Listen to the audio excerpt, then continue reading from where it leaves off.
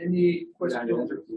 Two questions, we'll take two questions. So, all right, one question to Iryna and one to Matthias. I want to ask Iryna, I mean, if you compare economic sanctions to military action, which you did in a way, so short of UN resolution and multilateral agreements, what might be the legal scope? Because legitimacy seems to me to be an easy issue, but the legality is more problematic to me. What would be the source of legality of the unilateral economic sanction if you compare economic sanction to a military action?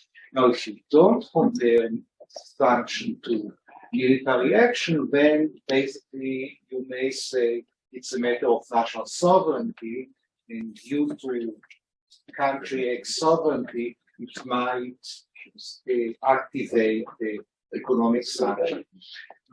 So this is to Iryna and to Matthias.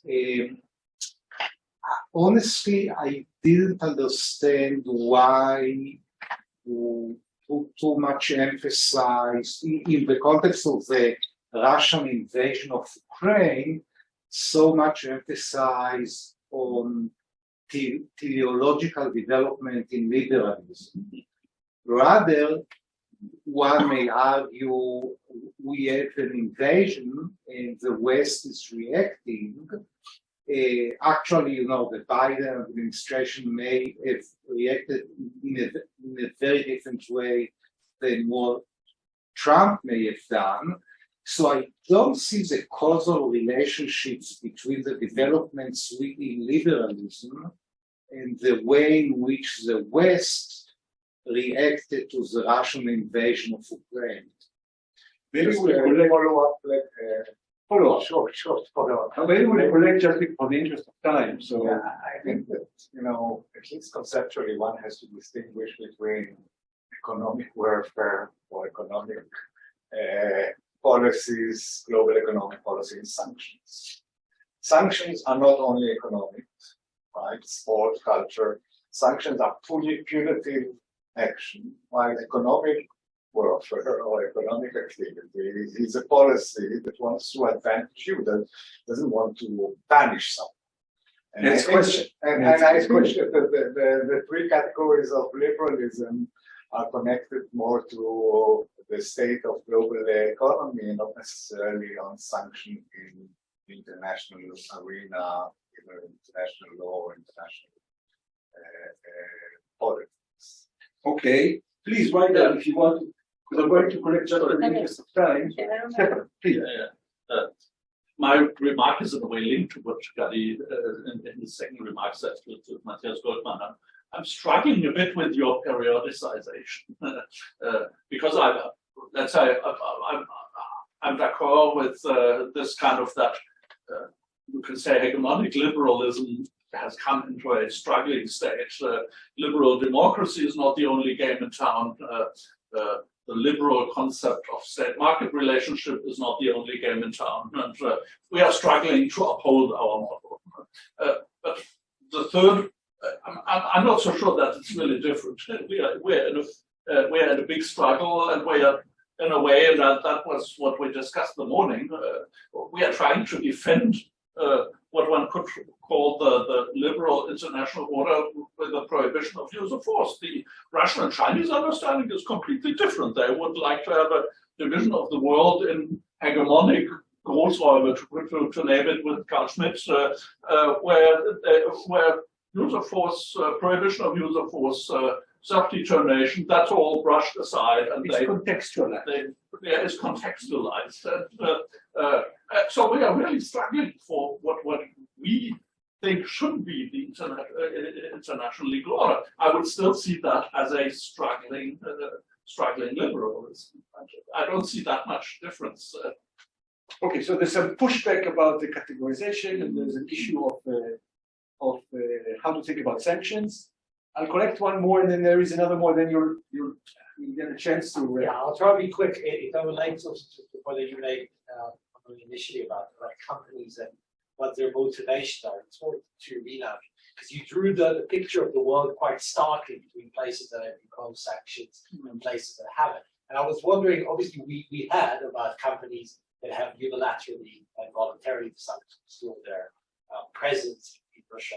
But I was wondering whether there were any other instances, in other words, whether there were any instances of kind of companies that had their reach previously in sanction imposing countries in Europe, North America, etc., and have decided now to move their business or at least to shift the focus of their business to places in the global south that haven't imposed sanctions, are unlikely to impose sanctions, in order to be able to continue to trade with Russia and actually perhaps more utilize the fact that others have withdrawn from the market. But some companies in the United States just stated, they said, I don't care, Yeah, sure. But even utilizing the fact that those other countries are unlikely to impose sanctions.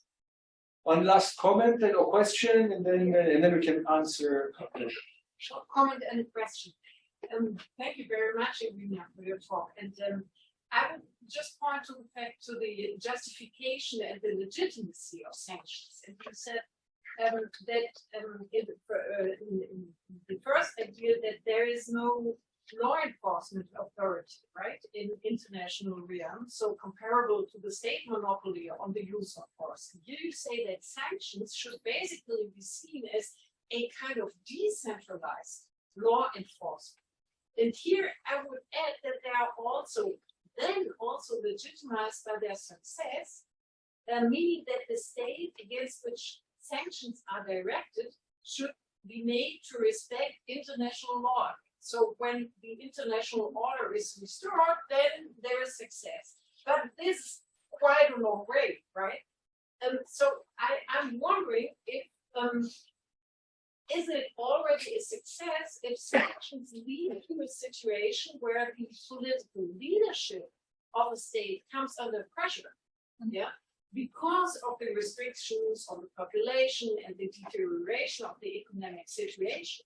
So success is not only to be perceived when the international law order is restored, but when there is a lack of legitimacy of the political government. So internal government. So, and how do you see the situation in Russia? Okay, so we haven't touched a very interesting question, and that is the sanctions or boycott, so to speak, which is called secondary boycott. Should now the US sanction corporations in India that do that or not? Or should corporations say, I don't know business with corporations in India because that? And then, interestingly enough, internally there's a law in the United States seems to say that you can't do that. You cannot use secondary boycotts after the 70s for reasons that you don't want corporations to use force, economic force. So we haven't touched this fascinating subject. Please, Matthias, the floor is yours, and then Iryna in a reverse order, and then we give the floor for the concluding part to Michael. Please, Matthias. Thanks a lot for questions that I'm not sure I can answer. That definitely is what I had hoped for. Now, I hope I could understand all questions correctly. It's a bit of a problem with the acoustics. Let me start with a question. Can we define sanctions so precisely? There, I'm not so sure. Now, there are sanctions which you can define very clearly. For example, countermeasures under the WTO. It's pretty straightforward what is a countermeasure and what is not a countermeasure. Yeah. Once you leave one particular regime, like the WTO, what is a sanction and what is not a sanction? Or like the UN, the UN sanctions committees. What is a sanction and what is not a sanction? Like at the general level of in international law, becomes much less clear. You could say, well, a sanction is everything that somehow touches upon the principle of non-intervention, or at least violates the principle of non-intervention, but that would exclude almost all economic sanctions. So that doesn't make sense. That's not a good definition. So I'm rather defining it by, by the purpose, by trying to isolate a country economically. However, I need to be aware that isolate is probably even overstating it, because in many cases we've got sanctions which are smart, or we've got sanctions which are limited, like the post-2014 sanctions imposed by EU and Russia against and the US against Russia. They were by no means comprehensive. They were not meant to isolate Russia. Well, we're buying gas from there up until now. So is that a sanction or is it not a sanction? It really varies with the legal regime quite a bit, and so I think there is a sliding scale to be made from sanctions which are, clearly like adopted by the UN Sanctions Committee to any, let's say, unfriendly economic measure. It's very, very hard to draw a clear line here. So, and that was a guiding idea for my talk. I have to contextualize sanctions in a wider a context of economic conflicts. Toma Broad, who's unfortunately not here today, had a similar thought when we were talking about this panel here, that it's quite hard to pin it down once you leave, for example, the WTO regime. Yeah. Now, the second really tough nut to crack is that by Stefan Oetter. I need to confess that I'm not so sure about that periodization myself, whether we are not still in a struggling liberalism. And I think to a large extent, we still are there. I should probably add that I understand these periods rather as geological layers. Yeah, because you might still find some old school sanctions from that could be right from the 1990s, where countries come together to isolate through the UN one particular state and whatever, impose a weapons embargo on them. That could still persist, but I'm rather looking at what new stuff comes up, and there I think there is a marked difference between pre-2014-16 and post-2014-2016. What's under my wider notion of the sanction? What's the difference? Well, first of all, the kind of sanctions are different. We've got financial sanctions applying across the board, not only to individuals. We've got a different purpose of these sanctions. It's not so much protectionism. It's also it also has a lot to do with isolation and with risk containment. Of course, motives are always mixed, and it's a bit difficult to find them out. But if you look at how these sanctions are being done, then I think risk containment is a big issue. And the third element is really also the context within which this takes place. So a context in which there's an increasing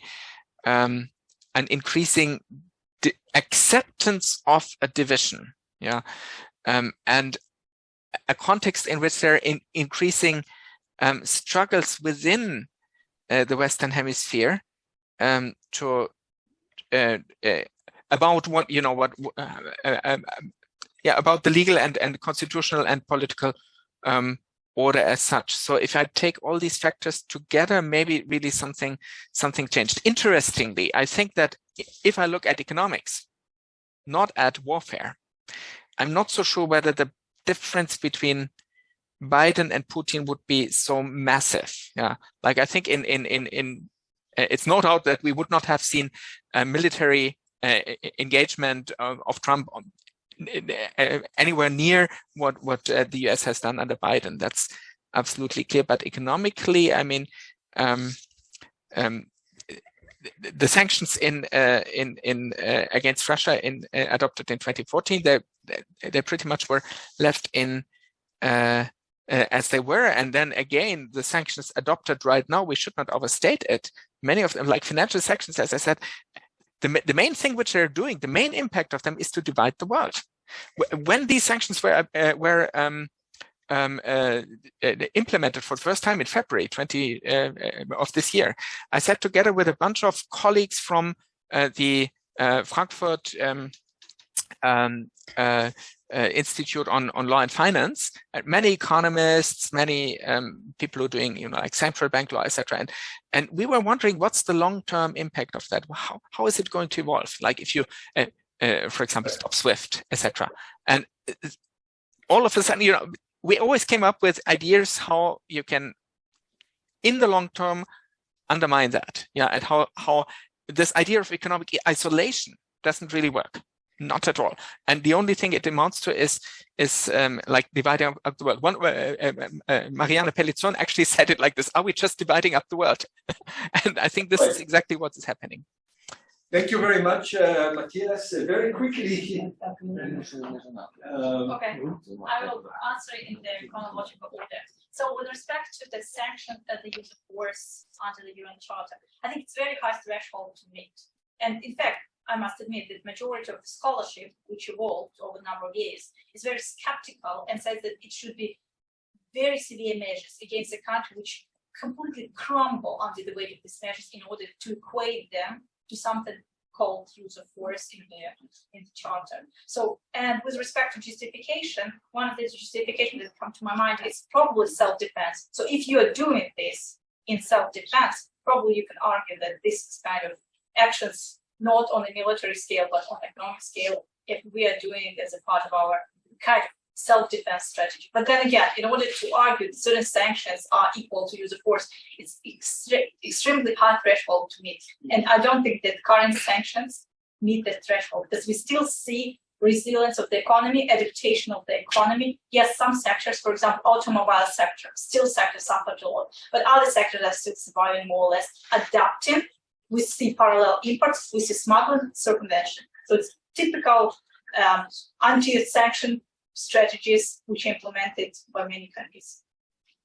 Second question regarding private sanctions. First, it's important to distinguish between companies' duty to implement sanctions and their willingness to go further and to completely leave the market. What we have seen so far, some countries declared they will leave the market, they left, some countries declared, but no, some countries didn't declare explicitly, but they, for example, keep their offices, keep their people. Yes, yeah, sorry, yeah, keep their people. Just, for example, they say, okay, don't go to the office, but stay 70-80% employed. Just we will decide in half a year what to do with you. Some countries, I think Crocs, they firstly announced that they will withdraw, and then they return a few months later, and there was a huge campaign against them for kind of playing double game.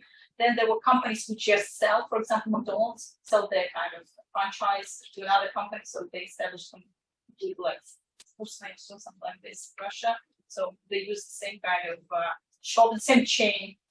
I think the same as Starbucks, they just sold it out. So it depends on the company strategy. Some companies, for example, Nestle, they didn't let the market, but they reduced the variety of goods they supply to this market. So it depends on the completely management decision of the company, how far they want to go and how far they would like to show solidarity. And some companies, it's a question of not even being able to operate on the market, because if you, for example, in automobile business, you couldn't ship components on a scale which you need for production. So it's not a question of whether we want or not, we will not be able to ship the necessary components to keep our production running. And that's why first they have 3 months kind of just they keep people in place. They wanted to see how the situation would develop. Then when the export controls were introduced and when see that there is no easy solution to the situation, they announced that they will withdraw from the market. But mostly, in my opinion, it's mostly business decision, because you couldn't ship components without asking for permission for every shipment. And the last question with respect to the, I think your main question is, what is the efficiency, what is the success, what we can call as the success of sanctions? And this is exactly the question that the majority probably of political scientists try to argue about, because there have been a lot of discussion whether should we measure success of sanctions as 0 and 1, like either they fail or they're successful, or should we kind of have more divergent approach and see whether they fail and whether they're successful. I think with respect to sanctions, I truly don't think that anyone in all their honesty thought that it will stop the war. I think the political stakes were so high that economic sacrifice would be kind of implied as a part of this warfare. So in my opinion, probably the idea behind sanctions was just to show to other countries that they will suffer consequences if they will go into war, to also to undercut military machine, and also to try to reduce economic resources for long-term war. So I think we must question, like, what was the initial goal? I don't believe that the initial goal was to solve the war. I think the initial goal was to some sort of signaling function, some sort of punitive, and then countercut financial resources for a middle-term, long-term engagement into the military kind of thing. Thank you very much. My barista still is out there thinking, what about her? Is she being sacrificed in this new world division or not? How to think about that. Thank you for a wonderful panel. We're a bit late on time, so in the concluding comments, I now do, I think. Thank you.